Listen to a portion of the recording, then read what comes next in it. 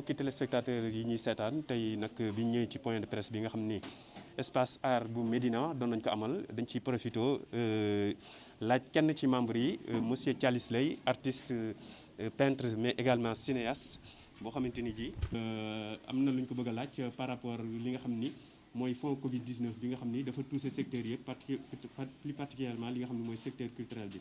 alors monsieur Thialis dañ lay bàyyi nga nuyoog mbokki téléspectateurs yi ñu doon dugg ci laaj ak tontu yi. maa ngi leen di nuyu di leen sant di leen gërëm ci taxawaay bi et juste dama bëggoon def rek une petite précision man nekkuma pratiquement si espace Médina mais bon sympathisant là depuis très longtemps chaque fois bu ñu amee événement bu ñu def dañ may invité exposition ou autre je viens participer. mais taxul nag ma bokk formellement ci espace Médina dafa am un lot d'artistes boo xam ne ñoo bokk espace Médina waaw. ci loolu tey li nga xam ni mooy fond bi nga xam ni jégleen nañ ko aide bi muy aide bi nga xam ni ñi nga xam ni dañu xaw a loru ci li nga xam ne rek mooy pandémie bi muy mbas mi li nga xam ni mooy secteur bi ngeen nekk mu que ça soit muy art visuel que ça soit aussi muy d'autres domaines particulièrement yéen fi ngeen nekk muy peintre yi ak cinéaste yi tey ci côté boobu secteur boobu ban impression nga am ci actuellement ni ñu dundee mbir mi ak jaxasoo gi nga xam ne am na ci séddale bi. Je trouve que c'est une bonne chose jéem a dimbali le secteur des arts jéem leen a dimbali ci période bi ñu toll nii quoi où vraiment tout le monde en a besoin. mais seulement doxalin bi moo xaw a am ay problèmes y en a qui disent que waruñu woon a laaj ay œuvres di ko jënd parce que tamit suñu defee noonu day mel ni artistes plasticiens yi rek la ñuy laaj ñu joxe dara mais ku nekk ci cinéma laajuñu la da ngay ñëw rek ñu ne bon 500 millions la pour le cinéma léegi ñu jël ko. def ay catégories seet kii moo ci jëkk kii moo ci mujj kii mi ngi doog a commencer cinéma ainsi de suite noonu lañu ko catégoriser ba distribuer seen fonds côté cinéma moom franchement jusqu'à présent dégguma ci benn coow parce que vraiment ñoom ils ont été très transparents dañoo communiquer au début lu xew dañ koy communiquer bi liste bi génnee ñu génne ko après mujj gi ñu génne les catégories bon par exemple man mi nga xam maa ngi doog a commencer cinéma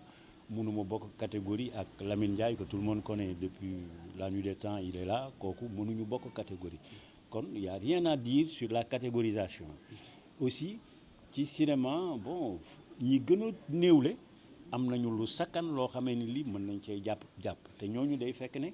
ren la ñu commencer cinéma régisseur la ñu ci benn film wala décorateur ci benn série voilà ñuy doog a commencer sax déjà ils ont trouvé leur compte waaw kon comme on dit gàcce ngaalaama secteur du cinéma. dafa am beneen problème bu posé aussi ci séddale gi. dafa mel ni lu bari dañ ko viré yóbbu ko ci SODAV nga xam ni lépp luy droits et voisins wala lu jëm ci droit d'auteur loolu yëpp moom éditeurs yeeg ak ñi nga xam ne yëpp ñoo yëngu ci wàllu culture. dafa mel ni daal ministère bi dafa jël lu bari dem jagleel ko SODAV te or que SODAV am na benn particularité par rapport mu mën a gérer en général secteur yëpp ban gis-gis nga ci am ndax ci tool yi bari na trop. question boobu moom wax dëgg yàlla du ma ci mën a sori parce que je trouve quand même que les 3 milliards ont été bien répartis waaw ñun waroon nañu bokk SODAV. peut-être dañu demul wuti carte parce que on est des auteurs war nañu mën a réclamer des droits d'auteur mais am nañu secteur bu ñu bokk il y a aussi des non inscrits même à la SODAV non sur le plan de la répartition c'est pas un problème xam nga problème bi mooy séddale bi ba ñu jotee xaaj bi ba pare séddale bi moo am problème parce que mënuma comprendre mën naa comprendre sax une boîte de production